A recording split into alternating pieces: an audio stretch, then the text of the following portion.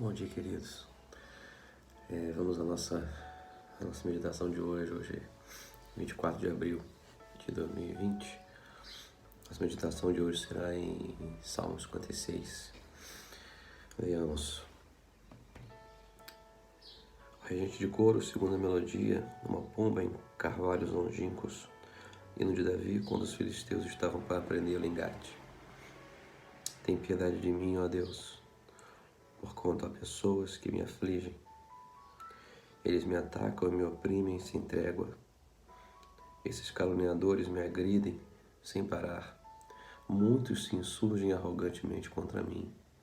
Todavia, quando o medo me atacar, confiarei em Ti. Em Deus, cuja palavra eu louvo, em Deus eu deposito toda a minha confiança e nada temerei. O que poderá fazer meu simples mortal? Todo dia escarnecem de minhas palavras, seus pensamentos são todos contra mim para o mal. Eles iniciam as hostilidades, espiam-me, vigiando meus passos, porque atentaram contra a minha vida. Deixa-os escapar para a desgraça, derruba essa gente, ó Deus, em tua ira. Tu mesmo notaste o meu lamento, recolhe em teu odre as minhas lágrimas. Ora, acaso não registres tudo em teu livro? Meus inimigos baterão em retirada no dia em que eu clamar por socorro, e assim ficará claro que Deus está a meu favor. Em Deus, cuja palavra eu exalto, no Senhor, cuja palavra eu proclamo, nesse Deus deposito toda a minha fé e nada temerei. O que poderá fazer, meu ser humano? Assumo, ó Deus, os votos que te fiz. A ti apresentarei as minhas ofertas de gratidão, porquanto me livraste da morte e os meus pés de tropeçarem, a fim de que eu caminhe diante de Deus na luz que ilumina os vivos. Então, queridos, a gente vê mais uma vez Davi numa situação de perseguição, de ser afligido pelos seus inimigos, ser afligido pelo mal. E de cara a gente já vê aqui toda uma falácia que existe, dizendo que para o crente nada dá errado, tudo dá certo, né? O crente vive alheio às circunstâncias diversas, aos problemas. Não é isso. Não é isso que Jesus diz. Não é isso que a gente vê na vida de Davi. Não é isso que a Bíblia fala.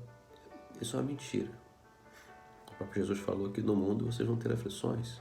Então, só ler o livro de Salmos quase diariamente, quando a gente senta aqui, a gente vê Davi interpelando, derramando diante de Deus os seus conflitos daqueles que o afligem, o perseguem e fazem o mal. Então a verdade é que, no mundo nós teremos aflições. E o mal, ele vem. A gente vê aqui, né? Afligem, as pessoas atacam, oprimem. Então o ataque, a opressão, né? As calúnias virão, né? Arrogantes vão se levantar. Isso é passível. Estamos todos passíveis disso. Inclusive o medo. No versículo 13 fala, quando o medo me atacar. Então o medo, ele vem. Não é problema sentir medo. A gente tem essa ideia, né, de que o cara tem que ser um supra-sumo, super espiritual, não pode sentir medo. Não, Davi sentia medo. É normal sentir medo. O problema é quando a gente deixa o medo dominar. E como é que a gente faz o medo não dominar? A gente vê na vida de Davi. Quando o medo me atacar, qual que é a arma de Davi? Confiarei em ti. A arma de Davi, né, nesse quesito, é a fé em Deus. E próprio a gente lembra aqui, lembrei agora de Efésios, quando Paulo fala sobre a armadura de Deus. Então, a fé é uma arma também, né? Que protege, na verdade. Então, quando o medo me atacar, eu confiarei em ti. Há uma proteção. E no versículo 4 ele continua, em Deus, cuja palavra eu louvo, em Deus eu deposito toda a minha confiança e nada temerei. Veja, não é uma confiança vazia, não é uma esperança alheia, é uma confiança em Deus, cuja palavra eu louvo. Então a confiança de Davi não é uma esperança vazia, não é uma esperança alheia, a confiança de Davi é naquilo que o próprio Deus prometeu na sua palavra, está aqui. A confiança que nós temos é naquilo que Deus disse e revelou a si mesmo na sua palavra. E daqui a gente conclui algumas coisas, visto que pessoas que não têm Deus, o Deus da Bíblia, onde deposita a confiança delas? Se não há uma revelação, tal qual a revelação do Deus cristão, que está dito e posto aqui na Bíblia, a confiança que Davi tinha era a confiança naquilo que estava posto na sua palavra. A nossa confiança hoje, aquilo que é a nossa proteção contra o medo que nos oprime, é aquilo que está posto, que foi prometido na sua palavra. Então não há confiança, não há fé sem algo que a sustente.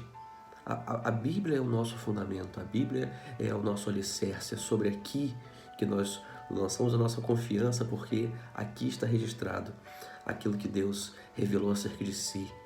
E a sua palavra não muda, a sua palavra não falha. Então é nisso que Davi deposita a sua confiança. E é nisso que nós devemos depositar a nossa. Não são esperanças vazias. Não é a esperança na religião. É a esperança naquilo que Deus revelou acerca de si, na sua bendita palavra. Em Deus, cuja palavra eu louvo, eu deposito toda a minha confiança. E a gente continua seguindo o registro e fala aqui no versículo 7. Ó Deus, né? Deixa-os escapar para a desgraça, derruba essa gente, ó Deus, em tua ira. Então existe um Deus. E esse Deus é um Deus que se ira. Veja, não há pecado em irar. O próprio Jesus falou, irai-vos, mas não pequeis. A ira não é um problema. A ira é inclusive um atributo divino. E muito se esvazia Deus desse atributo, não é isso? Então dá-se prioridade, vamos dizer assim, ao Deus do amor.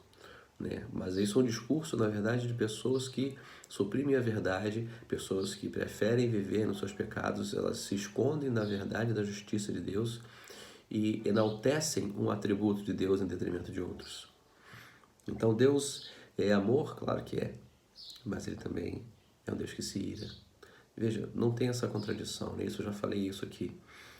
A diferença do resultado da nossa ira para o resultado da ira de Deus é que, ao contrário de Deus, nós não somos plenamente santos, não somos plenamente justos e não somos plenamente bondosos. Quando a gente se ira, mas a gente deposita, né, em Deus a confiança que a justiça será feita, nós temos a certeza de que esse Deus que se ira é um Deus que é justo e Ele vai fazer valer a sua justiça. E ao mesmo tempo Ele é um Deus amoroso, um Deus bondoso. Por isso a sua justiça ela é verdadeira, ela é eficaz. E ela não se contamina, vamos dizer assim, pelo sentimento de vingança, mas sim uma ira.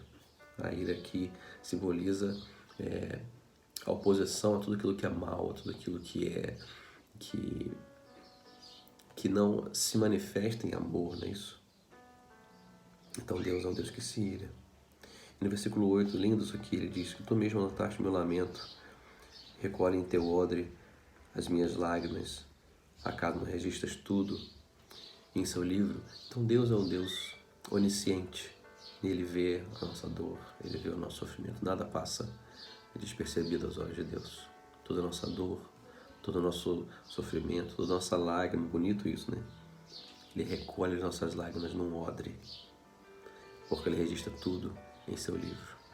Então Deus é um Deus onisciente, Ele vê o nosso sofrimento, Ele vê a nossa dor, quando a gente sofre, a gente não sofre sozinho, querido. Às vezes a gente tem esse sentimento, né, de que eu estou aqui sofrendo, ninguém me vê, Deus não me vê, Deus não está atento à minha oração. Ele está. Deus conhece as nossas dores. E não apenas isso, que texto lindo, ele diz que Ele recolhe em seu odre as nossas lágrimas. Perceba agora como é importante um Deus justo, porque Ele recolhe as nossas lágrimas, Ele anota todas as nossas aflições e sofrimentos, para, no dia da sua justiça, Ele pegar esse registro, pegar as nossas lágrimas e falar, olha isso aqui, para exercer justiça. Então Deus, Ele é onisciente, Ele vê as nossas dores, Ele vê o nosso sofrimento, Ele se compadece de nós. E o que pode fazer, ele diz aqui no versículo, ainda nesse texto, né?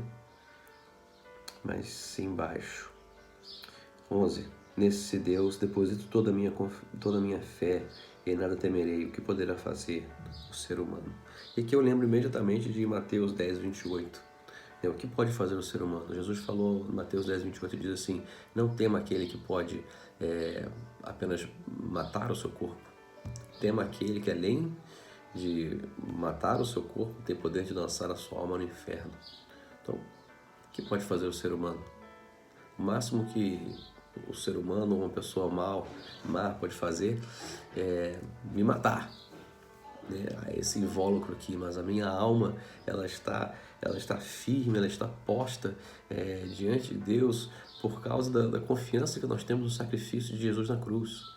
Então a minha alma, né, ela está firme, ela está estabelecida em Deus mediante, né, Cristo e a confiança, né, o testemunho do Espírito Santo. Então, beleza, o cara, né, o mal, esse mundo mal, a morte que pode ser, né, o pavor de todos, né, agora no meio da pandemia a gente vê isso escancarado, né, o grande medo da morte de toda a humanidade. Mas o que pode fazer a morte? O que pode fazer um homem? O que pode fazer um vírus?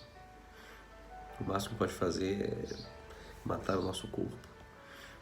Mas a nossa alma está posta diante de Deus para toda a eternidade. O que pode fazer o ser humano? E no versículo 12, concluindo: assumo a Deus os votos que te fiz e te apresentarei as minhas ofertas de gratidão, porquanto me livraste da morte e os meus pés de tropeçarem, a fim de que eu caminhe diante de Deus, a luz que ilumina os vivos. Veja no versículo 12 a importância da obediência. Davi está dizendo aqui: assumo os votos que te fiz. Os votos os compromissos. E como é importante, e a Bíblia ressalta isso recorrentemente, a obediência. A obediência que testifica o amor e o conhecimento de Deus. 1 João 2,3 diz que sabemos que conhecemos a Deus se o obedecemos. O próprio Jesus diz que aquele que tem os meus mandamentos e os guarda, esse é o que me ama. Então, cumprir os votos, obedecer aos mandamentos da palavra de Deus é o mínimo que se espera. Então, é o próprio texto que eu acabei de falar de 1 João. Se o conhecemos de verdade, obedecemos aos seus mandamentos. Não há outro caminho que não a obediência. Mas é uma obediência, e o próprio texto aqui é muito legal, não é uma obediência baseada na barganha. Eu vou fazer isso para conseguir aquilo. Eu vou fazer isso para que Deus me dê aquilo outro. Ou para que minha vida seja abençoada. Eu vou, né, obedecer porque aí Deus me abençoa e tudo que eu fizer vai dar certo. Não existe isso na Bíblia. A nossa obediência não deve ser como forma de barganha com Deus para obter algo, mas como aqui mesmo Davi fala: a ti apresentarei as minhas ofertas de gratidão. Então, assumo os meus votos e apresentarei as minhas ofertas de gratidão. De novo, nossa obediência a Deus, ela é fruto da nossa gratidão. Gratidão a Deus. Mas gratidão no quê?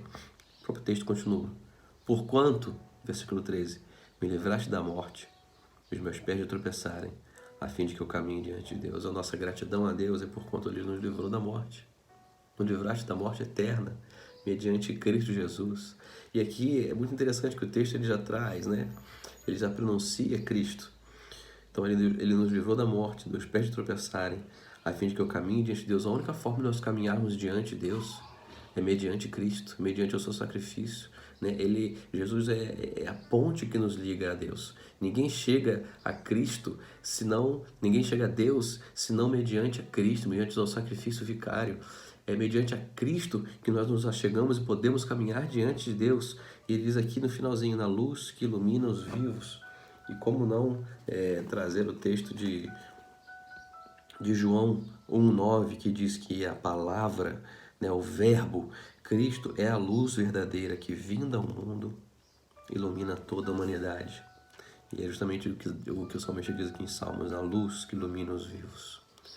Então nós obedecemos a Deus. Por quê? Porque queremos algo em troca? Não, por gratidão. Gratidão a quê?